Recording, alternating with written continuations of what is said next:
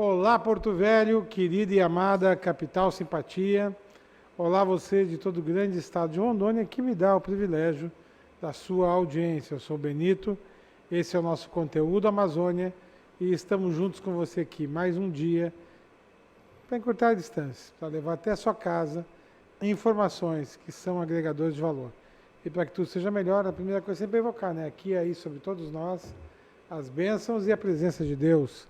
Que o grande arquiteto do universo sempre nos dê mais justiça, paz, perfeição, luz, força e beleza em tudo que fazemos. Afinal, com quem Deus anda, nunca anda só e sempre anda bem. Sem mais delongas, estou aqui com o Dr. Vitor Noé para nos dar uma panorâmica de como é que está a empregabilidade, o ser trabalhador num país que procura, de alguma forma, né, ser moderno, mas não tem a fórmula, com certeza. Porque do jeito que está, arriscando um tiro para cada lado, vai acabar acertando no que não vê daqui a pouco. Né? E aí o que é pior, já é ruim acertar às vezes no que vê, imagina o que não vê. Mas seja bem-vindo, professor. Muito obrigado. Hoje eu quero falar com você sobre a servidão. O privilégio da servidão. O privilégio da servidão, tá certo. Tá aí, saúde o nosso entrevistado.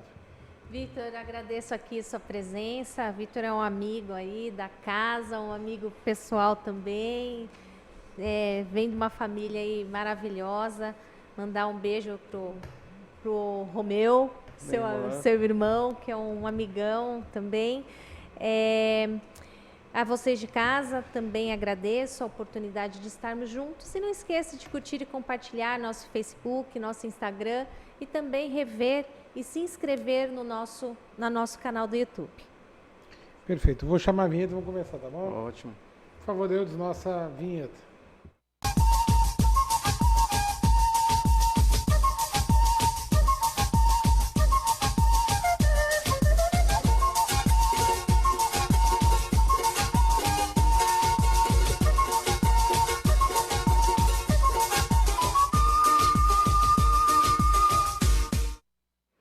Professor, me fala aqui que é servidão. Como é que é? O privilégio da servidão. Privilégio e servidão.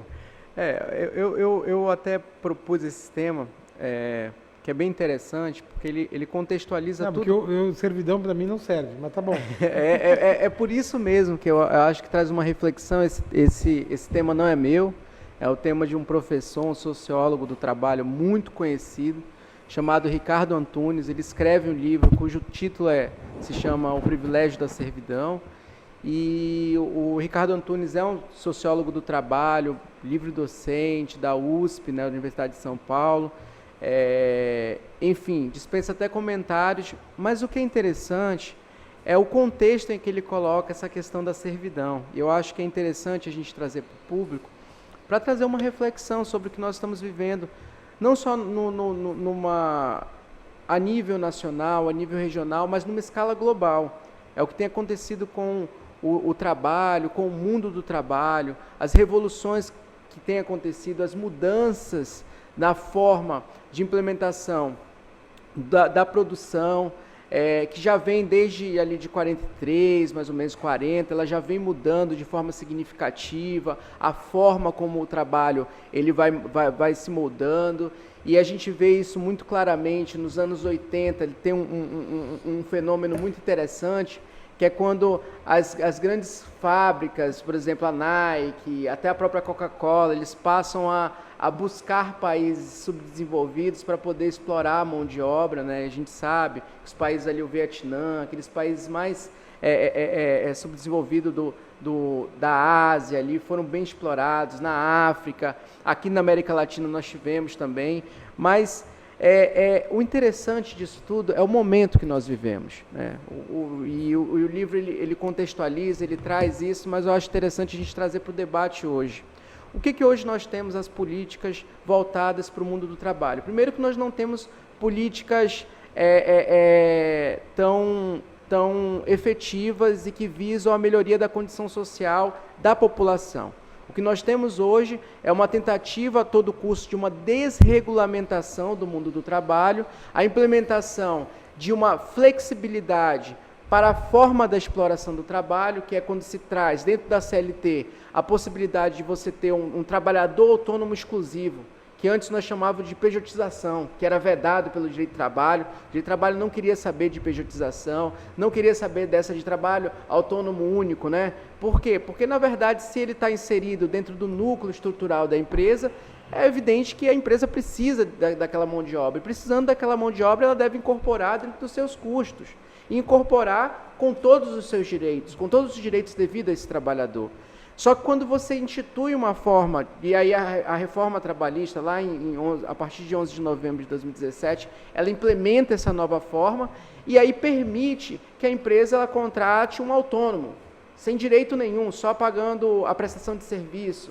E aí começa a flexibilizar muitos institutos, e hoje nós temos algumas situações que distorcem um pouco a ideia dessa relação de emprego estável. E aí é interessante a gente entender o seguinte, que é fundamental nós refletirmos sobre o fato de que o trabalhador, ele uma vez empregado e com vínculo estável, ele se torna um ente cada vez mais produtivo e importante, ele se autoafirma como integrante daquela sociedade. E um exemplo muito claro, quer ver? Os bancos, quando vão conceder crédito, qual a investigação que é feita? Eles querem saber, não, ele é um microempreendedor do serviço próprio. Não. Eles querem saber, olha, você tem vínculo de emprego, você é servidor público, você trabalha numa empresa, há quanto tempo esse vínculo ele existe? E a partir daí é construído toda uma oferta de crédito. Então você vê que há uma necessidade de ele se autoafirmar através dessa estabilidade do vínculo de emprego. E aí quando você tem essa quebra, o que basicamente você tem? Você tem uma superexploração do trabalho humano sem a respectiva contraprestação, e é o que nós temos visto, por exemplo, no caso da uberização da relação de emprego. É um termo muito que tem sido alcunhado dentro do mundo do trabalho, que é o seguinte, que é uma desregulamentação que forma trabalhadores precários. Por exemplo, você tem hoje o Uber, a Uber, uma multinacional, uma empresa enorme, que ganha aí, em regra, 20%, 30% do que cada motorista faz, mas, em contrapartida, ela não arca com nenhum custo, ela não tem nenhum custo trabalhista, ela não tem nenhum custo previdenciário, social, e ela também não tem nenhum custo de produção. Porque, na verdade, todo o prejuízo ou todos os custos do carro, da utilização do carro, enfim, são repassados para aquele que está exercendo lá a atividade de motorista. Mas, em contrapartida, essa mesma Uber, o que ela faz? Ela autoavalia a todo momento esse empregado através desse cliente, né? E isso é uma forma de subordinação que ele está exercendo, né? Ele está exercendo um poder diretivo sobre a mão de obra daquele trabalhador. Eles têm um nível e um número, salvo engano, eles têm um número de corridas que eles não podem rejeitar, e se rejeitar eles têm que justificar porque rejeitar, porque senão, nesse sistema de pontuação que a Uber vai dando, eles já não são agraciados com as melhores corridas. Então aí você começa a ver uma distorção muito grande e ver que a real intenção dessa forma de exploração não é difundir o empreendedorismo, não é tornar essas pessoas donos dos seus próprios negócios, não. A lógica que se tem é uma lógica absolutamente predatória. O grande continua ganhando muito e explorando o pequeno, e o pequeno cada vez mais reduzindo o seu ganho. E hoje nós temos aí um Uber para sobreviver bem, ele vai trabalhar 12 horas por dia. 12 horas por dia, as pessoas muitos não têm noção do que é trabalhar 12 horas por dia e ficar alijado do convívio familiar, do convívio social, porque isso adoece a sociedade. Isso adoece. Por exemplo, o pai que passa 7 dias trabalhando 12 horas, ele chega em casa, ele não tem condições de ter convívio familiar, porque ele vai estar cansado. Muitas vezes, essa fadiga crônica também ela pode acarretar outras disfunções. Por exemplo, depressão, todas aquelas doenças psicossomáticas. Além do mais, você também tem a possibilidade, infelizmente, de você fomentar o alcoolismo, porque a pessoa acaba querendo uma válvula de escape para toda aquela pressão que ela sente. Então, tudo isso é muito delicado e tem que ser devidamente analisado. E aí, o pior de tudo é quando você tem um discurso que tenta desqualificar o ser humano trabalhador. Como sendo trabalhador, você coloca um discurso de empreendedorismo. Não estou falando mal do empreendedorismo, gente, que é isso. Eu acho que o empreendedorismo sério, ele deve ser respeitado, ele deve ser fomentado, mas nós estamos falando aqui de uma verdadeira simulação, de uma verdadeira fraude que se tem contra os trabalhadores, porque estão falando que eles são empreendedores, que eles são empresários de si mesmos, mas eles não passam de trabalhadores precarizados. Eles não têm direitos, mas continuam sendo trabalhadores, eles continuam sendo controlados, eles continuam vivendo e trabalhando para sobreviver, não é para viver, é para sobreviver. Aí você tem, assim, a própria mídia, a grande mídia, fazendo a seguinte pregação. Pega 2, 3 exemplos bem-sucedidos dentro do universo de 1.000, 2.000, 3.000 pessoas e utiliza aqueles exemplos como se fosse uma regra. E que, na verdade, é a incompetência daqueles que não oferiram aquele sucesso. Mas, gente, cá para nós, nem todo mundo nasceu para ser padre. Nem todo mundo nasceu para ser advogado. Nem todo mundo nasceu para ser jornalista. Então, as pessoas elas precisam entender que nem todo mundo vai ser empreendedor. Ah, Vitor, mas isso é capacidade adquirida. Nem sempre, dentro de um sistema jurídico, um sistema político, que ele veda esse acesso. Que ele está voltado para a concentração de riqueza a todo momento. Como, Vitor, você sai do mundo do trabalho para falar de concentração de riqueza? Porque nós estamos falando do exemplo mais claro, da Uber. A Uber está concentrando, Uber e outros aplicativos, elas estão concentrando riquezas. Por quê? Porque as pessoas que utilizam, que na verdade estão à frente dessas empresas, elas quase não têm custo, o custo é mínimo custo. E aí, o que acontece? E pensando em trabalho em casa, né, o home work é zero. Sim, é isso mesmo. E aí você vai, o home office, que a gente fala muito do home office, né? Hoje tem se falado muito sobre a questão do home office, mas o home office, ele deve ser visto de uma forma também como ele foi pensado a ser, para dar condições de o empregado desenvolver melhor, ter a melhor produtividade, mas o que estava acontecendo, o que a prática, o cotidiano laboral, ele tem mostrado para a gente.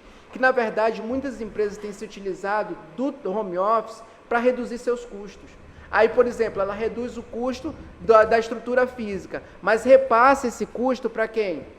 Para o trabalhador. Por quê? Porque ele vai ter que ficar com o ar-condicionado ligado o dia todo, ele vai ter que ter o computador adequado ao sistema da empresa. Internet melhor. Sim, a internet vai ter que ser melhor, porque tudo que ele faz é controlado pela internet, e o controle é mais rígido, muitas vezes, do que se ele estivesse dentro da empresa. E assim, muitos não têm noção. Vitor, você está exagerando. Mas não, existem sistemas que uma vez logado, eles computam a produtividade, eles computam a jornada de trabalho, eles computam absolutamente tudo.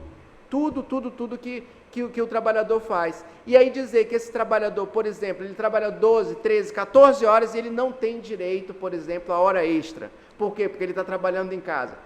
Gente, ele está trabalhando em casa, mas ele está sendo controlado. Isso é algo que não é difícil dentro do avanço tecnológico que nós temos voltado para determinadas atividades. Né? Isso a gente viu acontecer há um tempo atrás, uma tentativa com os vendedores externos. Era muito comum você pegar o vendedor externo e a empresa colocar, artigo 62, inciso 2, ele é da CLT, ele é vendedor externo, ele só faz atividade externa. Mas aí ele saía com aquele palm top ou com o celular dele, ele é mais controlado do que o próprio vendedor que está indo lá batendo o cartão na empresa, volta no final. Ele é mais controlado do que esse vendedor. Por quê? Porque toda vez que ele está logado, ele precisa logar para ver o mix de produtos que ele tem. Esse trabalhador, ele está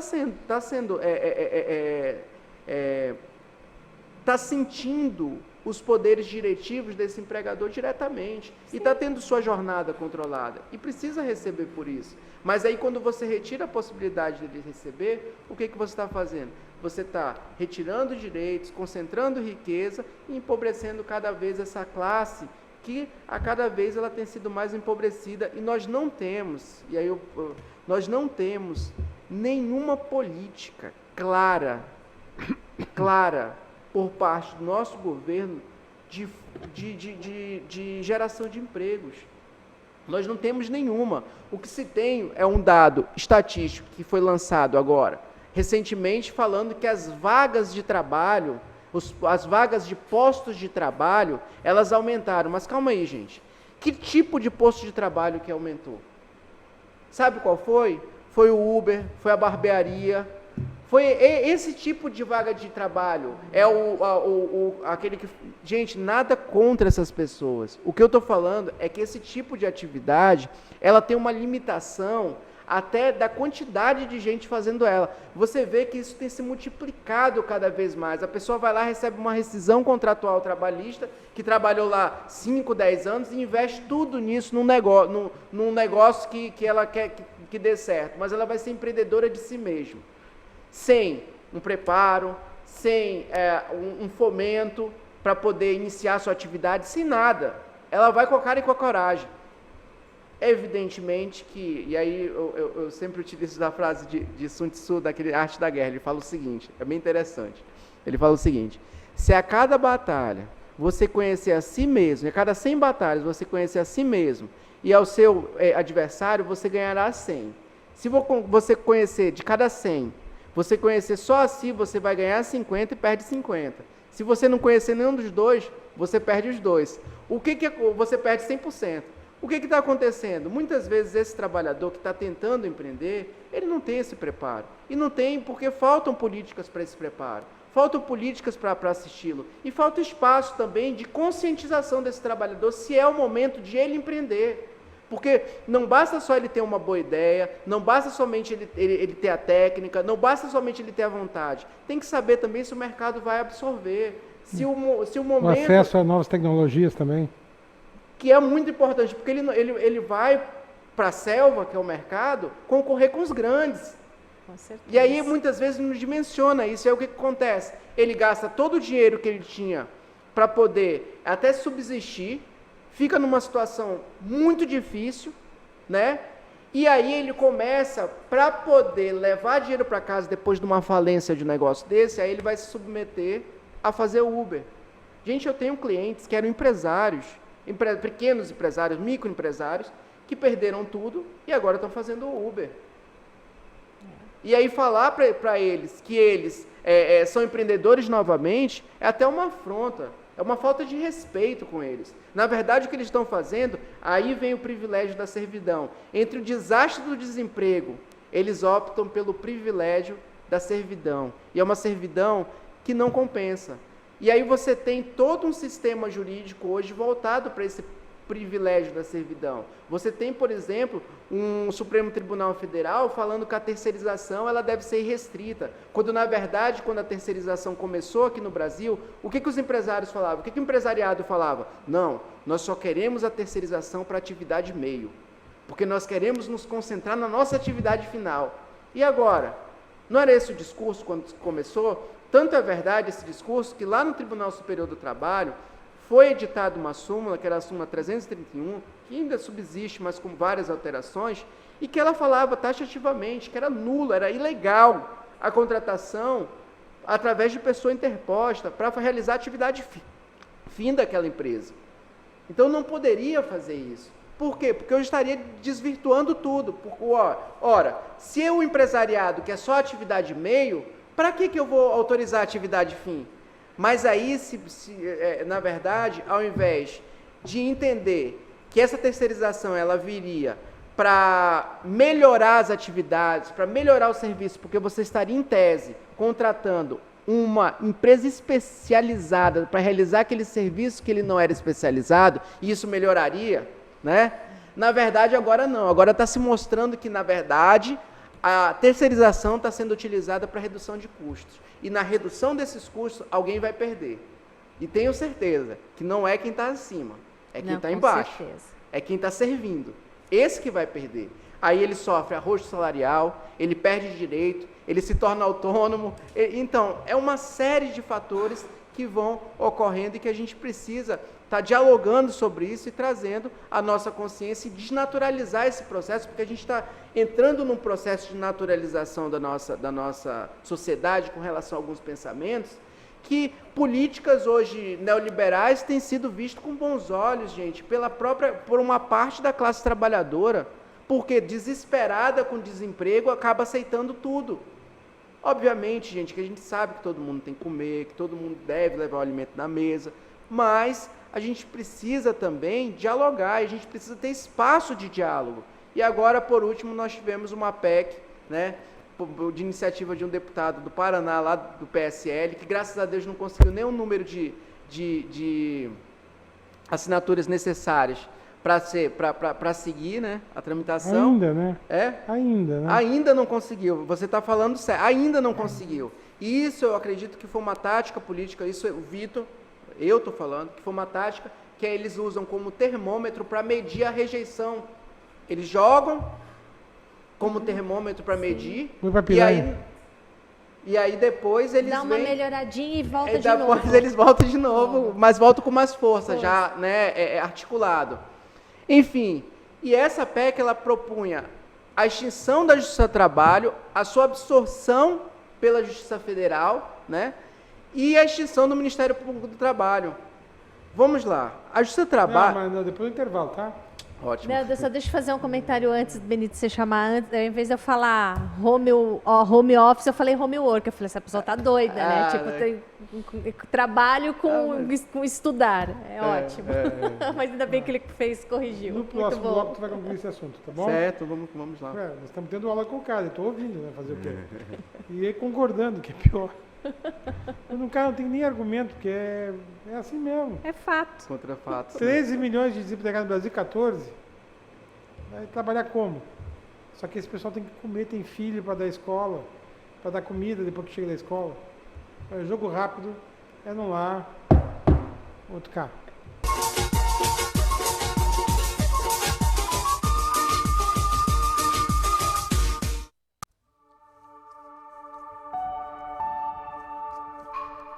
Essa é a bandeira de quem ama Rondônia. Briga por ela quem é contra a corrupção. Briga por ela quem está aqui e ajuda a criar leis, como essa que cria o Fundo Estadual dos Direitos da Mulher. Foi aprovada a lei. Ou quem está aqui e fiscaliza a aprovação do orçamento anual, quando os deputados decidem como o dinheiro do cidadão será gasto pelo governo de Rondônia. Honra essa bandeira quem é honesto e trabalha para construir um Estado melhor. E quem exige seus direitos e vai à luta todos os dias. Essa é a minha bandeira. Eu brigo por ela.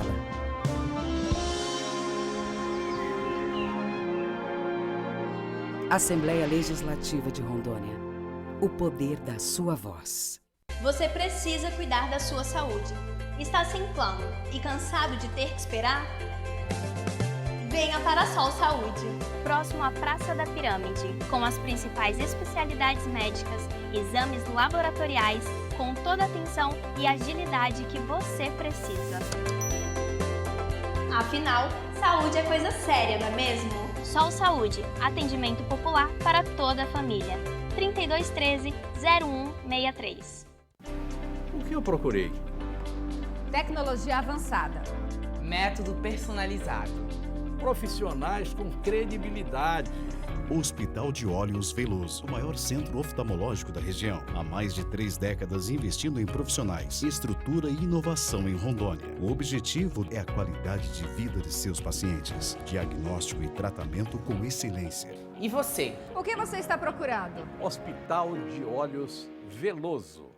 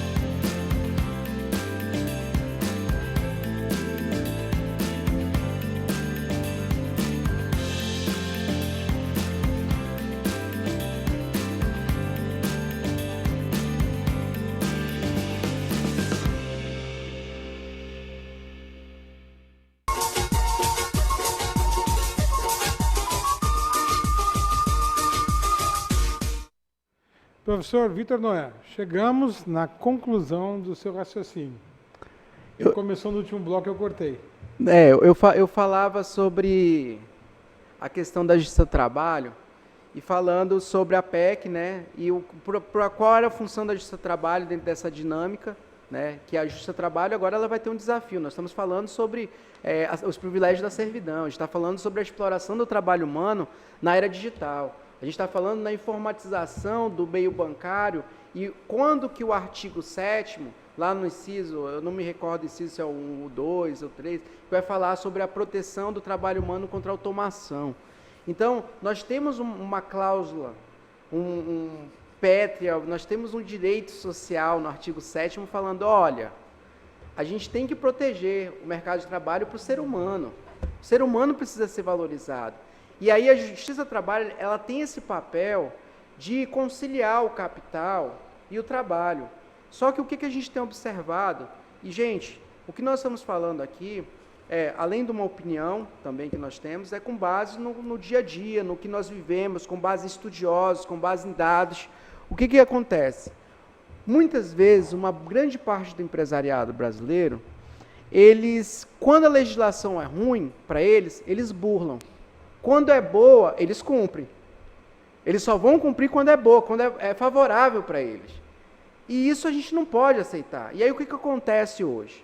Nós temos essa proposta de extinção a todo momento voltando, uma ameaça a todo momento, vai extinguir a justiça do trabalho e tudo. E ali é o único espaço onde o empregado, ele senta em pé de igualdade com o empregador. É ali naquele local. Não adianta falar que é nos sindicatos, porque enfraqueceram os sindicatos, quando tiraram o custeio obrigatório desses sindicatos, e aí colocaram ele para negociar sem condições financeiras. Então você enfraqueceu para ele poder negociar. Que igualdade que há nessa negociação? E aí você só tem uma última instância, que é a justiça do trabalho, como forma de trazer uma igualdade nessa relação, e agora estão querendo acabar até com ela, né? E quando não se acaba por fora, estão querendo implodir por dentro, porque aí você tem PEC querendo reduzir direitos sociais, querendo aumentar a jornada de trabalho, quando o mundo todo está falando que tem que ser reduzido, o Brasil está querendo aumentar. Na verdade, não é só o Brasil, os países que são superexplorados estão aumentando, porque eles estão sendo superexplorados, né? E tudo isso com uma única finalidade, servir ao Deus mercado financeiro. Hoje o mercado financeiro se tornou um Deus. E tudo que se faz isso vai afastar investidor, isso vai atrair investidor. E a população? E o povo onde fica nisso? E o ser humano onde que fica nisso? Então, eu acho que essa é a reflexão que a gente traz, esse papel da justiça do trabalho. A justiça do trabalho não pode acabar porque ela é ruim. Quando eu não tenho um espaço de diálogo, eu volto a ter, e aí o perigo de revoltas, porque se a classe trabalhadora ela está sendo super explorada, eu não tenho um espaço de diálogo, como que eu vou fazer para ser ouvido? Revolta. E aí você corre o risco grave de violência, você corre o risco... O Chile e o Equador agora... Chile e Equador estão... Vitor, mas aí a justiça do trabalho não está... Não, isso evidentemente que é uma escala muito maior do que está acontecendo. É um contexto geral, é um contexto, né? Mas ele vem sendo construído, não é do nada. Com certeza. Eles primeiro vão tirando... o que aconteceu na Argentina, olha só, a menina dos olhos de ouro dos nossos economistas que estão lá no Planalto, né, que estão à frente, aí o seu Paulo Guedes e tudo, era o Chile. O Chile era um exemplo de previdência, um exemplo de políticas econômicas. Olha o que está dando. Então a gente vai insistir no erro, ou nós vamos aprender com a experiência e utilizá-la a nosso favor, ou querer, né, findar no mesmo erro. Enfim, hoje nós temos um cenário muito delicado dentro do mundo do trabalho. Há uma tentativa cada vez maior de desregulamentação desregulamentação do trabalho em si. A justiça do trabalho hoje está desafiada a estudar as novas formas de trabalho e o seu tratamento, não como os congressistas que ali querem, mas como a Constituição preveu e como o sistema trabalhista, ele também previu. É isso que a gente tem que pensar. Hoje nós temos falado de subordinação algorítmica, que agora volta com uma bola da vez, e o mundo do trabalho, os estudiosos do direito do trabalho, do mundo do trabalho, eles estão se debruçando sobre isso para saber até quando eu tenho uma flexibilidade, eu vou flexibilizar para fomentar a economia, até quando eu vou ter que proteger o ser humano, porque senão ele vai ser super explorado, e ele é um fim em si mesmo e não deve servir... O ser humano serve ao capital, o capital serve ao ser humano. A gente volta àquela discussão que é filosófica, mas muito atual. Antiga, mas atual, né? Então, tem isso. Então, hoje a Justiça do Trabalho ela tem esse desafio, o desafio de repensar também a forma como vai tratar essas novas tecnologias, pensar, né, num jeito, nesse tratamento. Então, hoje, eu acho que o nosso recado é basicamente isso, falar para a população, olha, existe um sistema que não é favorável à classe trabalhadora, a classe trabalhadora está sofrendo desmonte, o precariado que aí está, ele vem com uma nova roupagem, mas sempre a velha exploração sobre ele, e a gente tem essa situação. Muito obrigado, meu querido. Nada, eu agradeço. Siga firme e te trago de novo nos próximos dias, tá bom? Ótimo, Para obrigado. mais assuntos. Thaís. Doutor Vitor, obrigada, muitíssimo obrigada, grande aula. E a vocês de casa, até o próximo programa. Por hoje é só, pessoal. Que o grande arquiteto universo continue descobrindo a todos com sua luz, sua vida, seu amor. E eu te encontro aqui com certeza no próximo programa. Foi um privilégio ter estado com vocês. Até lá.